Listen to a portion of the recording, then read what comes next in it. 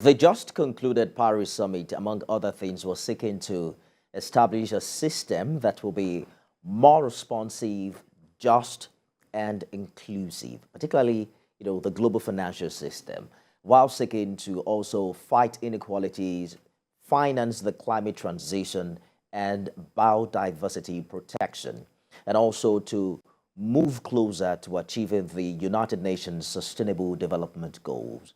About 39 heads of state from around the world joined the summit, and several multilateral development banks, including the World Bank, Africa Development Bank, European Union, African Union rather, and the United Nations. Olabode Oseni joins me live from the UK. I also have policy analyst Daisy Osho, who is joining us live from Lagos. Gentlemen, thank you for joining us on the program. Let's begin by reviewing what happened in the past 2 days. Funding for the climate transition is on the front burner again, and wealthy nations are pledging billions of dollars for climate change when there's an overdue pledge of $100 billion in climate finance for developing nations. I'm wondering what you think. What do you make of these promises? Do you buy them? Let's begin with Mr. Daisy Osho.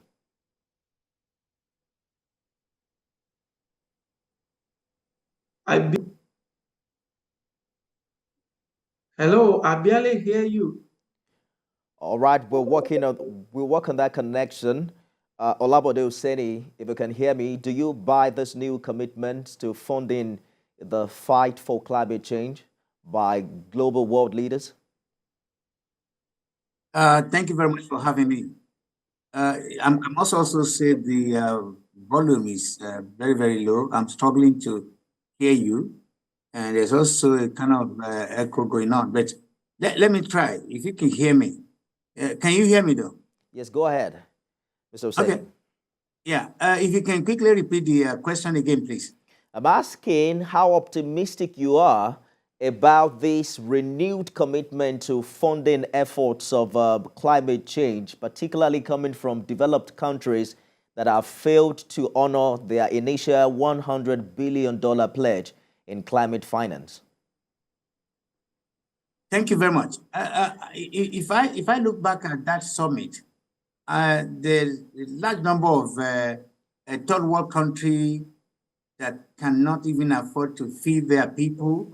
So to expect them to come up with that huge amount of money as a contribution is naturally going to be a struggle. And if they have not contributed the promises, I'm not surprised. But let me quickly say this. I think with the emergence of the new president of Nigeria, we should all start to look for changes that are going to be very, very significant, changes that will redefine how good governance should be and how much the new president with his team can do to get a lot of results from what we are doing, what we can also put on the table. And finally, it's going to be is what we put in is what we are going to get out. So we need a strong team from the presidency of Nigeria, so to be able to renegotiate, to rearrange, readdress, and redesign so many things that a country like Nigeria should be enjoying or should be having in the world global arrangement.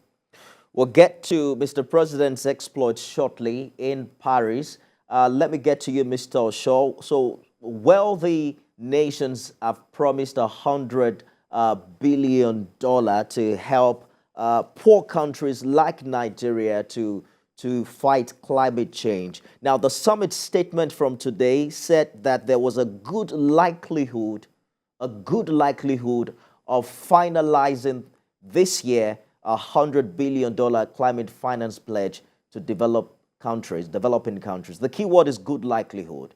What do you make of this new resolution? Well, if you can hear me now, I'm not too sure, but can you hear me? I can hear you, Mr. Shaw. Please go ahead. Okay. Now, the point I want to make here is that you see, Nigeria, being a nation that is very strategic to the whole world.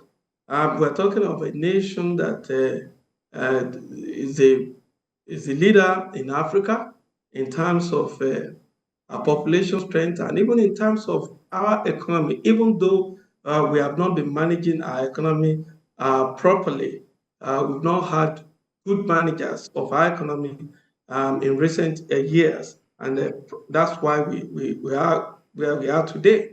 But to say that the economic summit is going to do what and what, I think we as a nation, we must also be prepared, to be able to tap into this. We must be the world, the world leaders and the economists of this world must see Nigeria as a nation that is ready to receive all this, support, as it were. And I think to a large extent, I want to believe that many of the bilateral talks that Mr. President Bola Ahmed Tinubu will be going into is to reestablish and reaffirm and reinforce even the belief of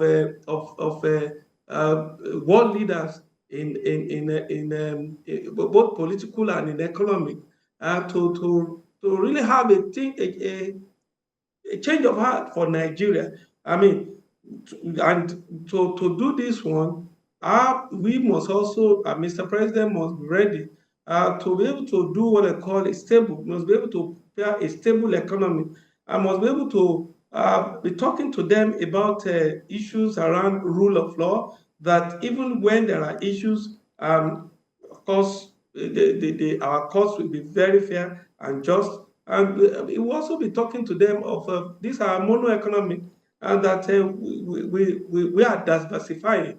And all of these things that Mr. President will be talking to these world leaders will probably begin to bring about another hope in Nigerian economy, another confidence. And I think to a large extent, our president is actually ready. And I think with one or two things that the decisions and the policies that proclamations that they have made in recent times are really give a signage to the fact that Nigeria is ready.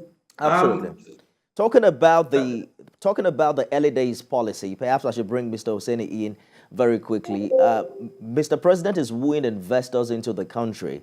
I'm wondering how you think these early policies of full subsidy removal and unification of foreign exchange rates better position the country for this much talked about foreign direct investments.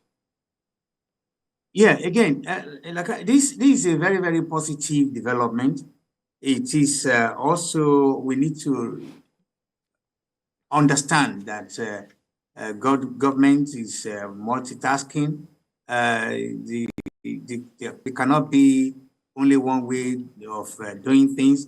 I can imagine that the issue of palliative arrangement to bring the issue of subsidy removal and all that kind of thing will be going on one side. I mean, another thing will be going on. So it's a multitasking arrangement, which I believe the president is capable of doing.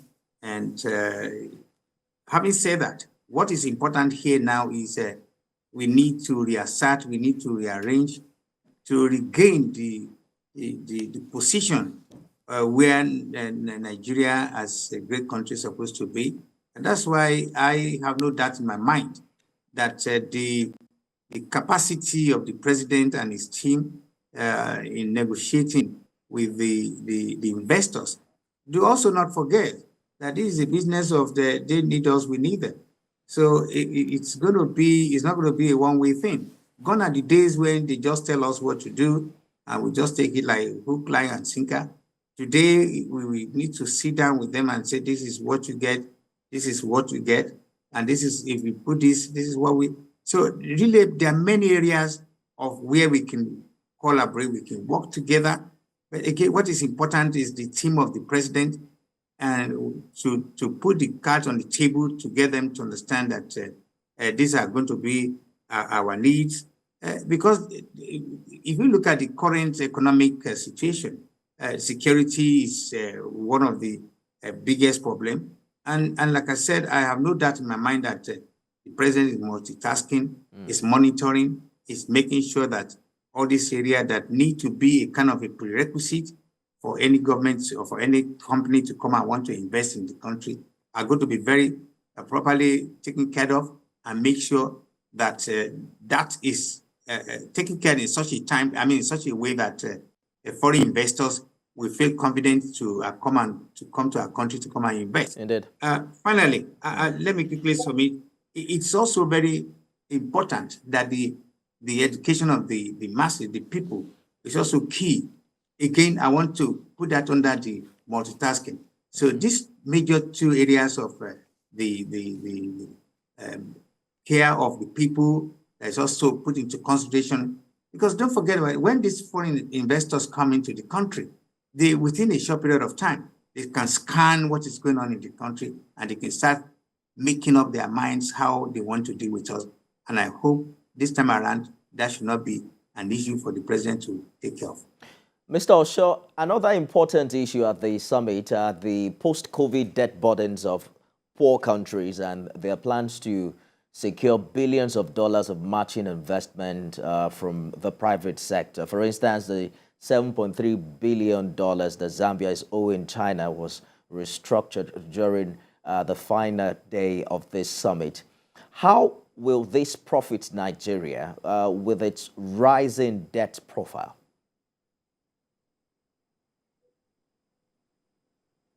Get you. I think we're facing some challenges. Hello? Yes, if I get you very well, you're talking about the support for nations concerning COVID, or what? Yes, I'm talking about restructuring, the huge debt burden that many poor countries, particularly in Africa, have found themselves post-COVID, and how this restructuring can help Nigeria with its rising debt profile. Oh, okay. Okay, I think I get you. I got some of the things that you're talking about. See, the point is this: the debt profiles of the African nations were actually not. You cannot hinge it basically on COVID alone. If you look at before COVID came, already the nations of Africa most of them were really struggling with their economy. And I want to say that the causes for this are both internal and external forces. When you talk about the internal forces, you are talking about who is in charge of government in that nation. And then when you're also talking about the external forces, what are the interests of these international bodies and then, of course, other nations of the world, in particular in many of these countries, African countries.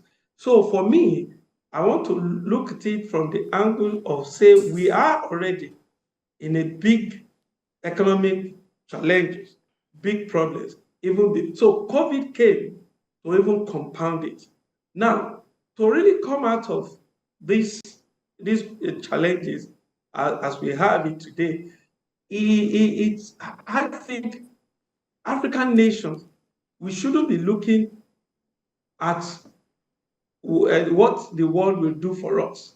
I think we should be more of looking inwards into what can we really do to really take our nations out of the problem, the economic challenges that, see, money of this money may not come in good time.